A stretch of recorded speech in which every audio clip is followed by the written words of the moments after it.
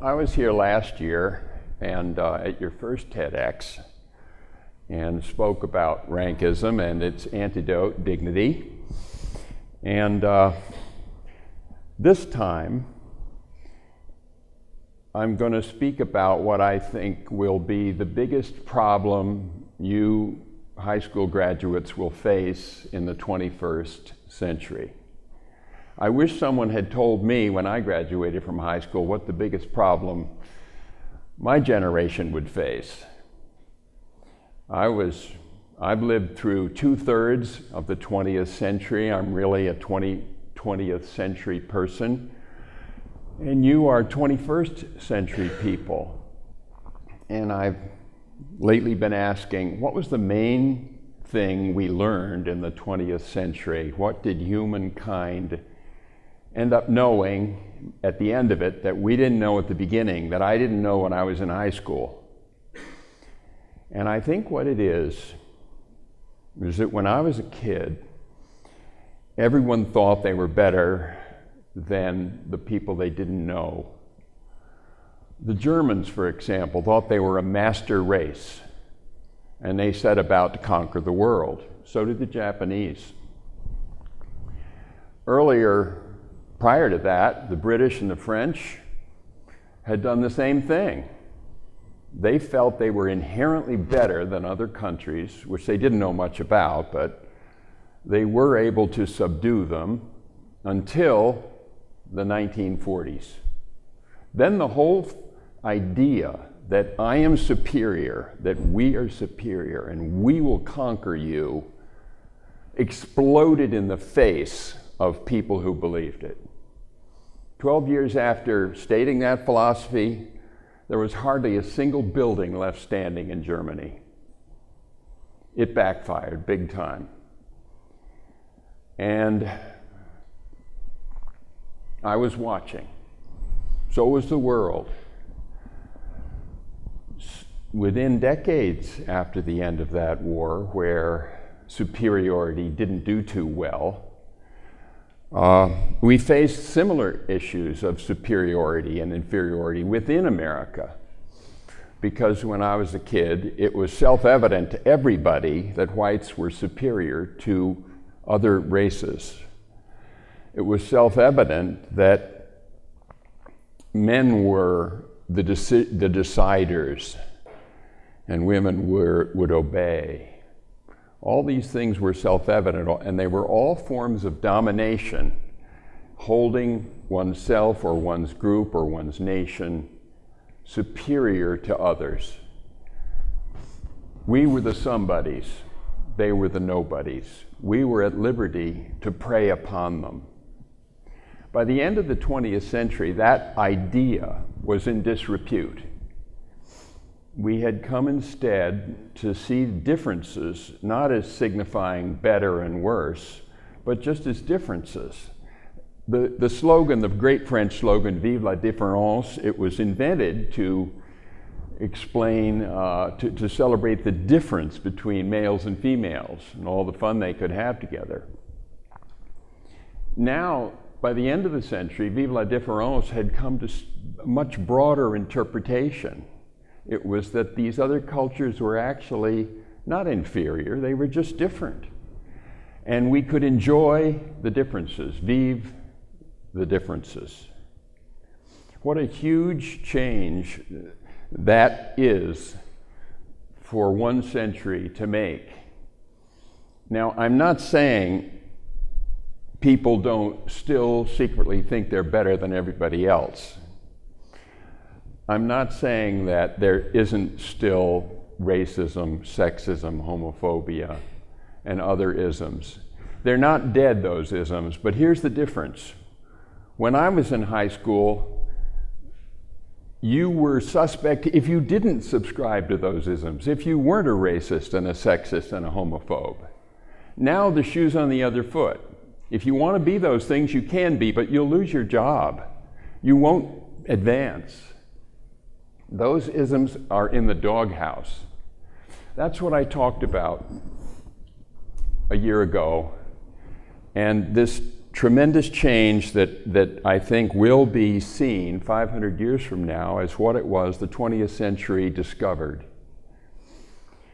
And it's, of course, connected to the globalization. It's connected to communication advances. It's connected to jet planes, which got us over there to take a closer look at these people we thought we were better than. We discovered we weren't. And then we discovered it in a tougher way in Vietnam. We thought this little country doesn't dare stand up to America. Well, 10 years later, we left with our tail between our legs. So in every way, militarily and economically and culturally, we've come down to be a better neighbor in the world and better to our neighbors here in America. And that's a huge moral achievement, which I think will dwarf the technological achievements of the 20th century when viewed from 500 years out. So the question I found myself asking, knowing I was going to be here this morning, is what is it? I mean, I wish somebody had told me that when I was graduating from high school. I would have made a fool of myself less often if I'd known that all those other people out there were just as good as we are. What is it I could possibly say to you that would help you understand the great change that's going to sweep through the world in the 21st century? There are already little signs of it. The main sign of it is this. You all have one. And what's great about it, what's prophetic about it, isn't that it's a phone that I carry around. Hell, we had phones, you couldn't carry them around, but you could talk to almost anybody when I was growing up. And this just makes it a little easier. But what's portentous about this gadget is that its name is smartphone. The smart is the thing that's pretentious and portentous, and I think will shape your century more than anything else. The advent, in other words, of intelligent machines. This machine is dumb. Still, we call it a smartphone to sell it, but it's really dumb. It can't do much compared to this machine. This machine can do amazing things, and it's just 3 pounds of interconnectedness, wet interconnectedness, very fragile. Hit it over the head with a baseball bat and it ceases to function.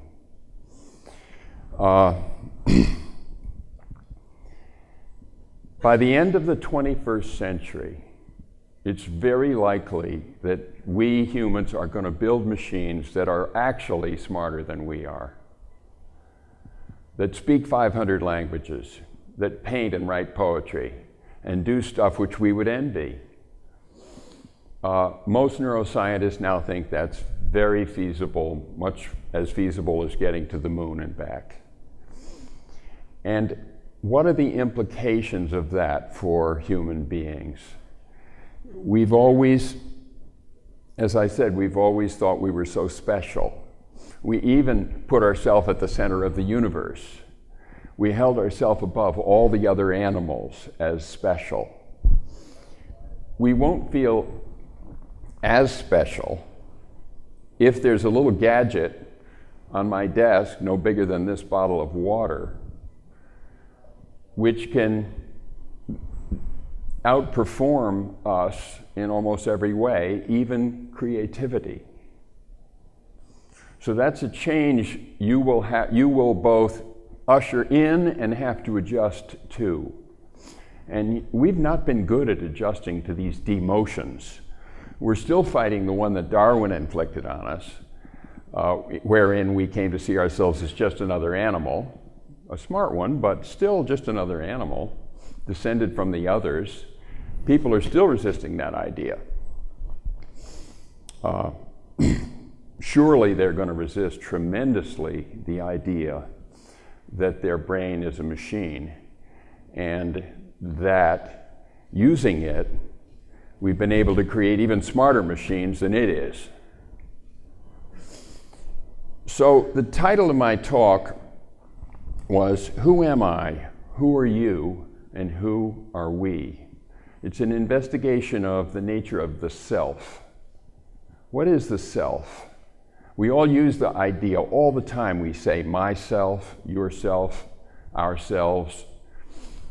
We use I and me, but we really rarely take a close look at what we're referring to when we say I or me.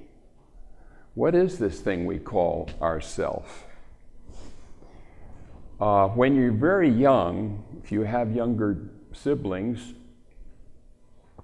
they look in the mirror and they point to the reflection and they get the idea that somehow that's them, that they are their body. As a very young person, that's pretty much the notion of selfhood that people come to. But by your age, a different notion of selfhood is shoving that one aside. Sure, you're your body, and you're still concerned about how it looks. You're still concerned about whether it's attractive. But you've begun a conversation in your head, and if you're asked, who are you? What is yourself? You're more apt to say, it's that conversation going on in my head. It's my thoughts and my feelings. And then, just a few years from now, college, the end of college, you begin to shift your sense of self again. It's not just that body or that conversation, it's your identity. And your identity has a bunch of different parts to it. It has an ethnic identity, it has your family identity, and it has in it the idea that, well, maybe I'll be a computer scientist, or I will become a father or a mother, or I will be a husband. There are many different facets of identity that get added into your sense of selfhood. Once you're 30 or 40, though, you're very apt to have had several identities. Which one was you? I can look back on my life and define at least 4 or 5 distinct identities where my whole presentation of myself shifted from a student to a professor, from a son to a father, and so on. So this thing we call ourself is not fixed. It's not a thing. I shouldn't have even mentioned the word thing, used the word thing. It's an ineffable something. And it's embodied in our minds. It has a physical counterpart, at least we tend to think it does, because when this is destroyed through accident or death, selfhood becomes very, very tenuous, if not missing entirely. I mean, I had a wife who died, and I never hear her talking to me anymore. It turns out the life of the body seems essential to the continuing presence of the self. We can't imagine dead people, and I do, but it's not quite the same thing, as you well know. So we've gone through a number of things that the self isn't.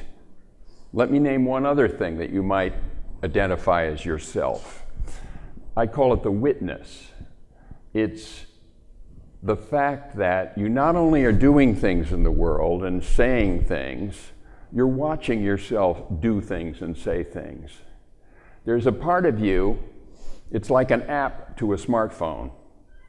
It's a function of yourself that keeps track of what you're doing. And it does so, amazingly, it does so non-judgmentally. When you hear inside your interior conversation, someone saying that you're a jerk, or that you screwed up, or that you did something shameful, that's not your witness. Your witness is neutral. Your witness just watches and keeps track and comments, but never negatively, never positively. Your witness is really independent of your successes and failures. It's your best friend. It speaks the truth to you, whispers the truth to you.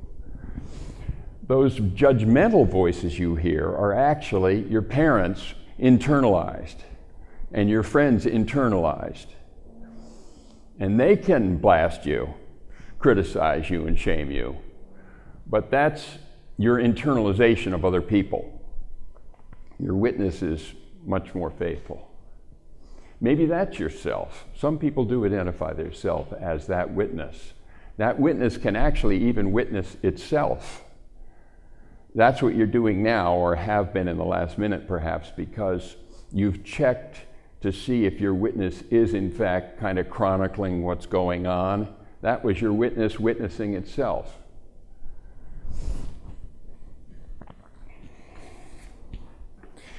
Old people, I asked my dad this when he was 90.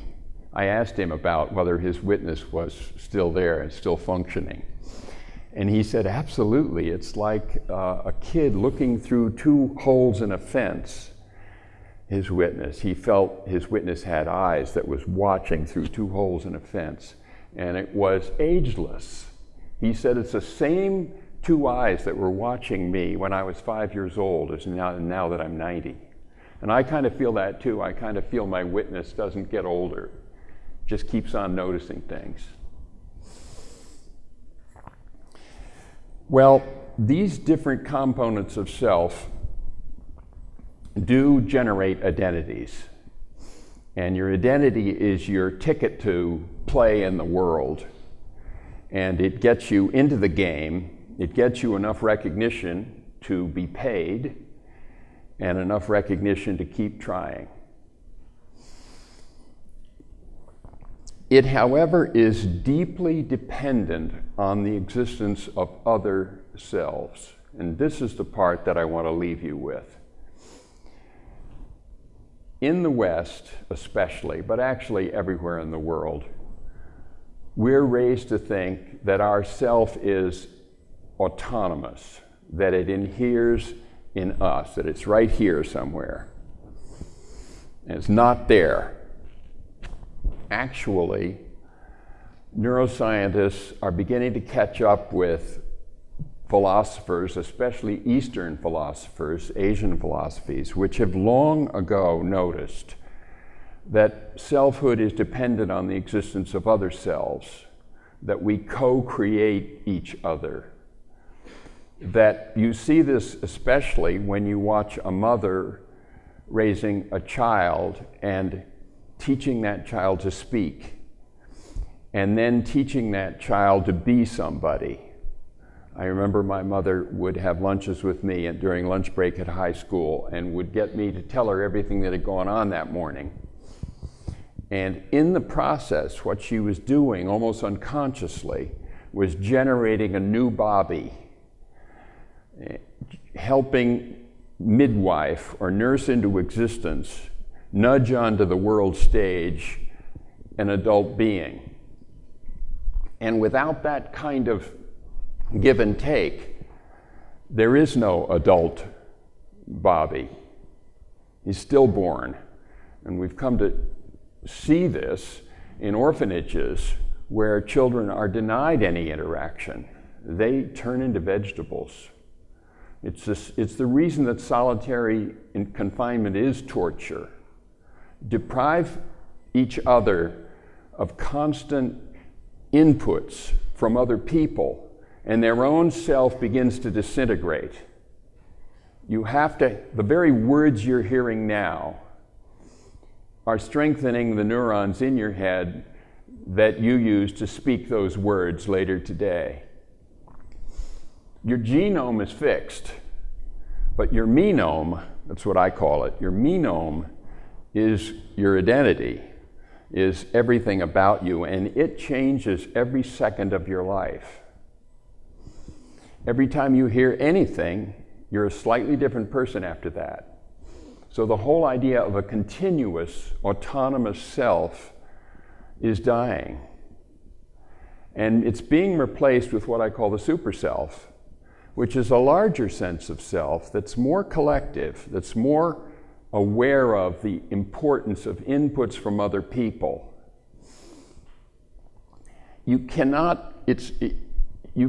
do things without other people's help. What I'm saying is much deeper. You can't even exist without other people's interactivity with you.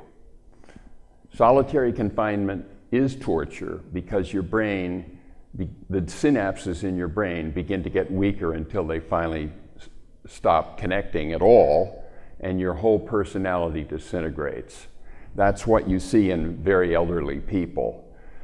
And that's why they repeat themselves so much. Old people are desperate to hold their disintegrating identities together, so they will tell the same story over and over and over again, because in doing so, they're shoring up a disintegrating identity. So it's an act of compassion to listen to them. Well, to wrap up, I just want to say that in my century, the notion of selfhood changed. We stopped thinking we were so great and so much better than everybody else. In your century, the notion of selfhood is going to take a much deeper change. We're going to have to learn to coexist with machines that are as smart or smarter than we are. We should recognize the essential ingredients supplied to our lives by other people in this intimate, detailed way of maintaining each other's menomes. The thing we call a self does seem to perish with the death of the body, but the super self ducks death. The super self is defined more broadly and includes the inputs from our culture, from other people, and recognizes the continual changing nature of selfhood. The very word self is a misnomer, because it does kind of carry the idea of, well, just yourself, just that one person. But the behavior of that person, I've just tried to suggest to you, is really derived from our interactivity. So the notion of self that's going to replace the current notion of self is much more collective. And then the death of any individual doesn't really affect it.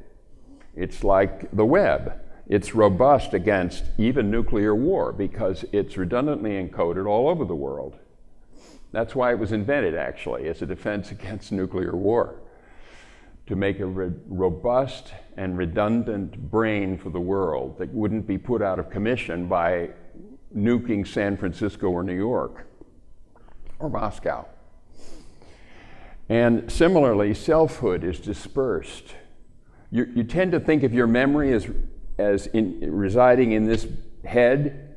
Actually, when you drive to town, the road is remembering where you make a turn. You're not. You've outsourced your memory. And we do that now all the time, in that this thing holds so much of my memory. And that subtle shift of your sense of self is going to be your biggest problem to come to terms with and to accept. And it doesn't happen like that. It happens slowly and subtly and almost unconsciously. There was a cartoon in the New Yorker last week that showed a man and a woman getting married, and the best man, the best woman, and the preacher standing there. They were all standing there like this. All 5 of them. And finally the groom said, he heard someone yelling at him, he looks up, "Oh yeah, I do," and went right back. That's an awful kind of sign of outsourcing or delegating selfhood. But they're going to be good examples of it as well. And as you get clearer that you're not who you thought you were, that the word self is a misnomer and a disservice, and humanity got off on the wrong foot when we invented the idea of individual autonomous selfhood. Because we had to invent it because there was scarcity, and we needed to have an excuse for attacking other tribes and stealing their stuff. Because if we didn't, we were going to be put out of business ourselves. So there was a very rough period of about 100,000 years during which the animals that we are fought each other and tried to exploit each other. But that is coming to an end. We're going to be one big family here on Earth by the time you're 50. And then we're going to have a whole different sense of who it is that we are. So I invite you to keep your eyes open for that trend. You'll be less apt to become an old fogey or a conservative reactionary if you can watch that trend and welcome it and try to avoid the worst examples of it, which is this wedding I just described in the New Yorker, and try to find the best examples, which will consist of collaborating over the internet with a scientist in Mongolia and another one in Venezuela, and doing some original research and realizing that the entity that did that research or that made that art wasn't you, it was us. Thank you.